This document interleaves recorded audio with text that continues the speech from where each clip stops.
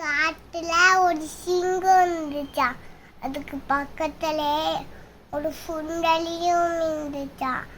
சிங்கம் தூங்கிக்கிட்டு இருக்கும்போது சுண்டலி சிங்கம் மேல எடி விளாண்டுச்சா. அப்போ சிங்கத்துக்கு முழிப்பு வந்துடுச்சா. அப்போ சிங்கம் சுண்டலிய பிடிச்சி இப்ப என்ன பண்ண அப்படின்னு சொல்லி இந்த காலால நசுக்கி கொண்டு போத்திச்சான். என்ன விட்டுருங்கண்ணா அப்படின்னு சொல்லி அது விட்டுடுச்சான். உடனே தப்பிச்சு ஓடி பொண்ணு விட்டுடுச்சான். உடனே சுண்டல் ஓடி போட்டான். சிங்கம் காட்டுக்குள்ள உணவு தேடி போய்கிட்டு இருந்துச்சான்.